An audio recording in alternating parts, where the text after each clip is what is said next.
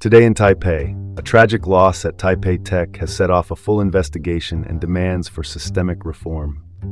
This is the City Report with Dean Bark in Taipei. Let's open with the big one.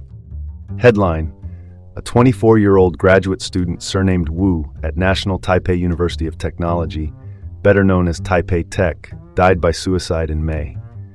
The university has suspended Wu's advisor from teaching while investigators look into alleged excessive demands tied to thesis work. An internal investigation is underway, and the school has expressed condolences to Wu's family. Here's the latest scoop. According to student representatives, Wu's thesis topic was reportedly changed at least 4 times since January. The Taipei Tech Student Union, the elected body representing students on campus issues, is pressing for stronger complaint channels and a clearer, safer path for switching advisors. Right now, many complaint routes cover administrative decisions and grades, not the day-to-day dynamics between students and faculty. And that gap matters when power imbalances appear in labs and thesis committees. The impact of those thesis changes on Wu's mental health is not fully known, but the broader context is familiar to many grad students. Long hours, shifting expectations, and the fear that changing advisors could delay graduation or draw departmental pressure. Time to dig into the details, then act. The university must move quickly to prevent such tragedies in the future. Let's pivot to the next story. Prosecutors in Keelung, the major port city just northeast of Taipei, have questioned 3 suspects over an alleged attempt to smuggle advanced AI servers to China, Hong Kong, and Macau. These servers, built by Supermicro Incorporated, a US-based server manufacturer, reportedly contained high-end NVIDIA chips. NVIDIA, the California chip designer known for AI accelerators, sits squarely inside tight export rules to certain markets. Investigators say false customs declarations were used, and the suspects, deemed flight risks, have been detained. In May, prosecutors searched 12 locations and seized evidence. Each server's market value was about 10 million new Taiwan dollars, roughly 316,000 US dollars, not exactly carry-on luggage. Well, that's one way to look at it. What's the takeaway? Cases like this show how tough it is to police sensitive tech at the border, especially when paperwork can be bent. The full size of the network is still unclear. Stringent export controls and smart enforcement remain crucial for national security. Shifting gears. A hiker in central Taiwan's Sheipa National Park, the high-elevation reserve spanning Hsinchu, Miaoli, and Taichung, was stabilized after severe altitude sickness in April near Sumida Hut, a mountain shelter on a popular ridge.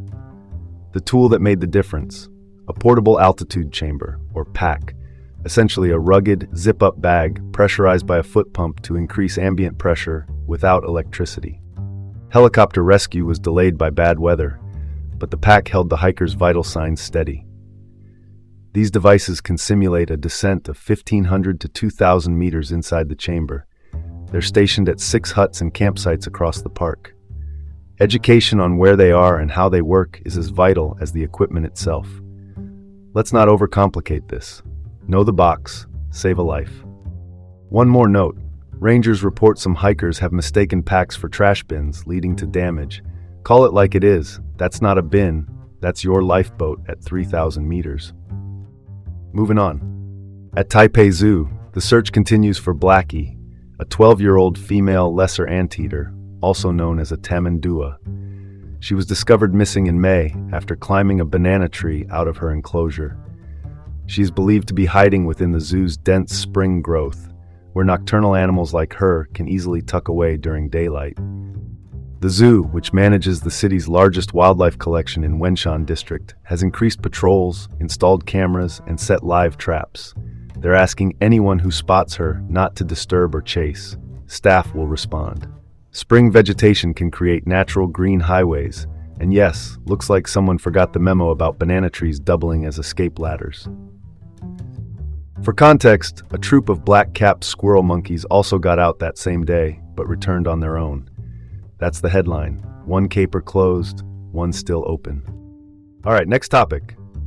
Fraud losses in Taiwan fell 27% in the first quarter of 2026. Authorities credit intensified anti-scam operations and deeper international cooperation on financial crime. Justice Minister Cheng Ming-Chien, who heads the Ministry of Justice, emphasized joint investigations that now stretch across borders and sectors, from prosecutors to police to financial regulators.